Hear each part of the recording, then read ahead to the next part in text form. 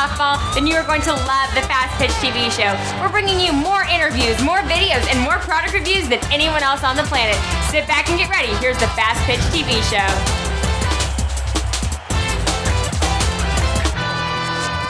Hello and welcome to the Fast Pitch TV show. I'm your host, Gary Leland, and if you found our show on Facebook, your Roku box, or any other video sharing device, please check out our website at fastpitch.tv. It's the home of the Fast Pitch TV network and the place to find all of my softball video channels and softball blogs. At this time, we have 7 video channels and 8 blogs on the website, and all of these blogs, videos, everything's dedicated to one thing and one thing only. That's Fast Pitch Softball.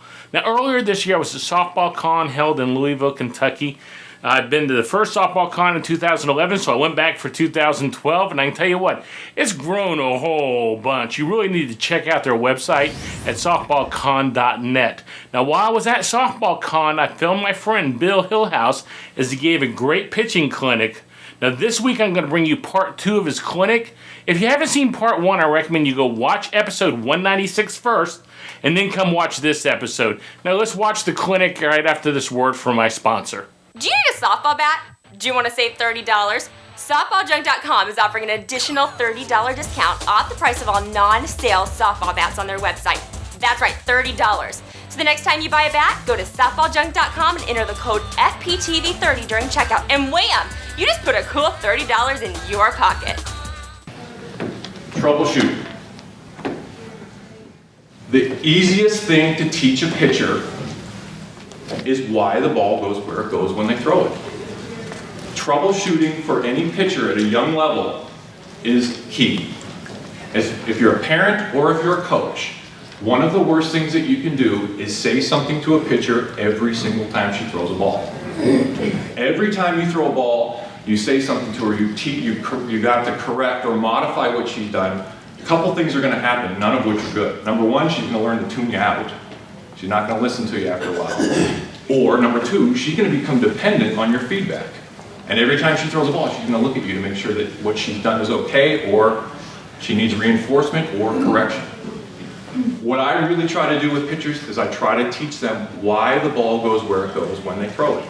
If they know that, then they know how to correct it. The simple philosophy that I have them follow is that throwing the ball high or low is a timing issue. Inside and outside is a mechanics issue. It doesn't get any more simple than that. If they're throwing inside or outside, they have a mechanics problem. If they're going high or low, they have a timing problem. Best example of that is, here's when a pitcher comes through, one of the things that they've been taught, and this is a pitching style that gets taught a lot. And again, we're going to go back to the overhand motion in just 1 second, but where a lot of young girls get taught control problems from the very beginning has to do with this motion here, where they come and they bring their arms straight up like this. And they bring their hip and their hand through at the exact same time, and they bring their arms straight up like this. Now, everybody here has seen a girl pitch like this, but nobody here has ever seen anybody throw a ball overhand like this. Power in any sport that you play is done at an angle. It is not done straight ahead. When you throw a ball overhand, your arm does not go straight down. You serve a tennis ball, your arm does not go straight down. Your arm snaps across. If you're boxing and you're going to jab somebody, you go straight. You're going to knock somebody out, boom, you go across your body. Power is done at an angle.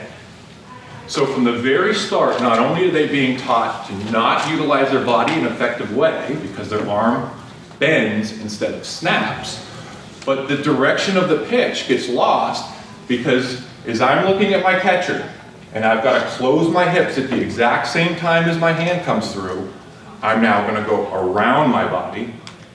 A lot of inside pitches. A lot of girls with right-handed throw a lot of inside pitches to right-handed batters because they go around their body, not through their body.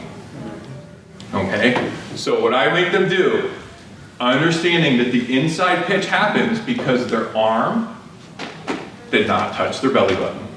If their arm comes through and touches their belly button, then the ball goes wherever my shoulder points. So if my shoulder gets pulled out of line, that's where the ball goes. Shoulder is straight, that's where the ball goes. So outside pitches, same as a baseball pitcher. Premature pulling their shoulder out, they throw outside pitches. Us, if my shoulder's offline, boom, that's where the ball's gonna go. Shoulder goes straight, ball goes straight. Shoulder goes out, ball goes out. So inside pitches mean that they went around their body with their arm, they didn't go through their body. So I tell them arm needs to touch the belly button. Outside means, again, that their shoulder was offline. The number one cause of a pitcher who pulls their shoulder out a lot is because they go swimming. Their glove goes out, pulls their body offline. So we've got to know how to fix that. What happens? Why do they do it? Real simple test for them. Have them grab a ball, put their glove on, and see if they can throw the ball right into their own glove. If they're pulling their shoulder up, they won't be able to catch the ball. It's going to force them to keep the glove hand right in line with the body. And they can work on multiple things at the same time. Pitchers who are trained to do this, by practicing and throwing the ball into their own glove, they're going to be able to work on snapping their elbow as opposed to bending their elbow. This is going to come back into the next session when I start going into the mechanics of how we throw pitches, because I want to make sure I'm very clear on something here too. Nothing that I'm saying to you guys is anything that I invented. I didn't invent anything here. I didn't create anything here. I don't have a patent on anything here. Everything that I'm talking about right now is what I've learned and was taught to do myself. I did not invent anything here, so you can't walk out of here and go, your way of doing this is not my way. This is not my way. What we're seeing with the pictures, that if you look at all the top pitchers in the world, they're all doing very similar things. So you gotta ask yourself, if your pitching coach is teaching her to go like this, why aren't the best pitchers in the world doing that? And I'm gonna show you a clip in just a second to prove my point. Best female, I'm ahead of myself there. The best pitchers in the world, male and female, get themselves into the exact same positions.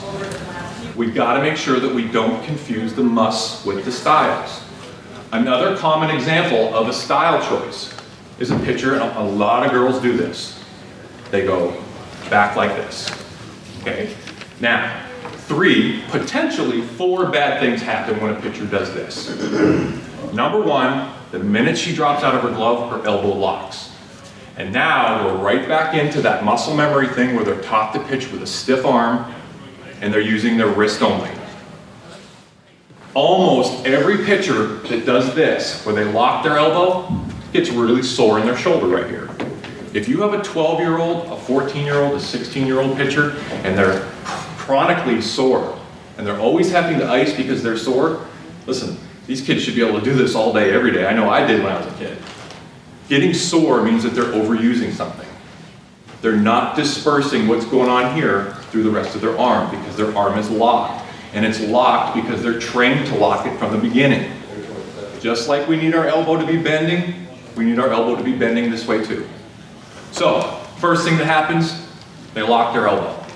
Second thing that happens, as soon as she drops out of her glove, she shows the grip of the ball. She shows the batter the ball, she shows the coaches the ball, she shows everybody the ball. And I can guarantee you that that girl doesn't want her catcher to give signals like this, okay? So if the catcher's doing her part to hide the signals, we as a pitcher need to do our part to hide the ball. And if we're not doing that, we're doing ourselves a very big disservice. How many here watched the Women's College World Series on TV this year? Almost everybody. Everybody here probably watched the Alabama pitchers doing this, okay? Why were they doing that? Because the third base coach is staring right into her glove, and if she gets her grip right here, he or she is going to signal to the batter what pitch is coming. And if they know what pitch is coming, that's half the battle. It's half the battle. They know what changeup's coming, forget about it. They know a rise ball's coming, forget about it. The bats and the balls they're using today, slappers are hitting 300-foot home runs with the bats and the balls they're using today. I don't want them to know what pitch I'm going to throw. Alabama pitchers kind of went to hell with the joke with doing this big twist thing. They don't need to do that. All I do personally when I'm going to get myself started is I take the heel of my glove, put it right on my hip bone. Face of my glove goes into center field. I get my grip right there. The reason I don't do this and just hide it from the third base coach is because the first base coach will look in and see what I'm doing. So I need to hide what I'm doing from both coaches. I do not load my glove. By that I mean A lot of young girls, and again, it's just because they're not taught from the very start how to do these things. These are very basic things. But they load their, does anybody have a ball by any chance in their bag or anything? The one thing I did not bring was a ball. And this isn't a ball. This is kind of a double ball. And a lot of pitchers, by loading, what they do is they'll get their grip right at their hip, and then they load up their glove and they pitch. They throw their drop, they go, and then they're going to throw their changeup. You see them load up there like this. And most of the girls in the dugouts are beating water bottles up against the fence, and they're singing and they're chanting and they're doing things, and they're not. If they would have just stopped and look at what those pitchers are doing, probably 80% of them load their glove. They get their grip, and they bring it right here, and then they pitch, and then they drop out and they show you again. Okay? So, one of the reasons that if you look at the College World Series numbers, statistics, look at how many home runs these girls are hitting now. Home runs, home runs, home runs, home runs, home runs. Part of it is attributed to the bats and the balls. Part of it is attributed to the fact that more and more guys who played fast pitch are getting into the women's game, and they're teaching girls how to read pitchers. Crystal Bustos will tell you that. Jessica Mendoza will tell you that they are taught how to pick pitchers and read pitchers. And there's no need to even pick somebody when they're just loading up their glove or they're dropping out of their glove like this. We've got to try to hide what we're doing. Okay? Now, I've talked about two reasons. Number one, they lock their elbow. Number two, they show off the ball. The third reason, and this is probably the most important reason, when a pitcher swings her hand back like this, most of the time, they do nothing with this hand right here. Their glove hand stops right at their waist, and they bring their glove hand back. Finch is about the only one I know of that actually swings both hands back. Most of them swing one arm back, and they stop the glove hand. So now, when they go forward, they're only pushing forward with one arm. But if you asked any one of them to try to jump up and touch the ceiling, they would go both arms. If you told them to run as fast as they can down the hallway, they would use both arms. They swing it back, they use both arms. Why in pitching then do they only use one half of their body? I don't know. Most pitchers that do this, again, they get sore, and when they make the conversion from doing this to doing something like this, where they keep their hand in their glove, they feel like they pitch faster when they do this. They don't actually pitch faster, but they feel like they do because they're tensing up and using muscle in their shoulder. And we're going back to it. This is not about using muscle. This is about using leverage, snap, timing, and our bodies, the way they're designed to move. So, keeping my elbow and my elbow tucked in, my hand in my glove, I bring my hands back together, and I push them forward together. I'm going to throw the ball harder because I'm going to be using more of my legs because both halves of my body are utilizing my weight, my momentum. The fourth thing that happens when a pitcher does this a lot of times is the minute the hand separates, the glove hand then becomes free, and when that glove hand becomes free, they smack themselves. They swim out with their shoulder, their glove goes crazy, they have no control of the glove hand, and a lot of times they smack themselves. And I always ask pitchers that hit themselves, why do you do that? And a lot of times they don't realize that they're doing it, and sometimes they're told that I get told that they're taught to do it. I say, well, why would somebody teach you to hit yourself? You walk down the street hitting yourself in the head? And they go, no, but it's a timing mechanism. I can smack my leg, and I know that's when I'm supposed to release the ball. And I'll say to them, but okay, but you're also telling the batter when you're releasing the ball. You're going to be able to use that against you at some point in time, at some level of play, not at the 10U level, but at some level of play, that is going to be worked and used against you. And it is. It will be. So I see no point in teaching a girl to do something at 10 years old that at 16 I'm going to have to tell her, oh, okay, now we got to do something totally different. We're going to unlearn everything that you've learned up to this point, and we're going to try to teach you to do it a different way. I want them to start from the very beginning, understanding that they need their elbow to whip, and I don't want them to show the ball. I don't want them to lock their elbow. I need them to make sure that they're using their legs to their fullest. And I want this all to start from the very beginning, not from doing it differently. Different stages. 10U, I'm going to do it this way. 12U, I'm going to do it this way. Again, understanding that they get to pick their own personal pitching style as long as it's not affecting the things that the body needs to do. Okay?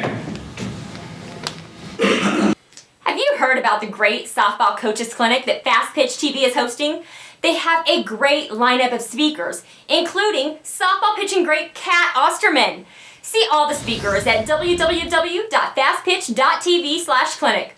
I'm sure this clinic's gonna sell out quick, so get your ticket today. Welcome back. I hope you enjoyed part 2 of Bill's clinic. Come back and watch next week for part 3 of his pitching clinic. I think we'll have part 3, 4, maybe even 5. Now, if you have an iPhone or an iPad or an Android phone, you need to get the Fast Pitch TV show app today. Just go to your phone's app store, search softball, and you'll find it, I promise. Don't forget to check out our new skills video channel at coacheslook.com. It's a great opportunity for high school players to get noticed by college coaches. Well, that's all for today, so until next week, this is Gary Leland saying goodbye, and thanks for watching.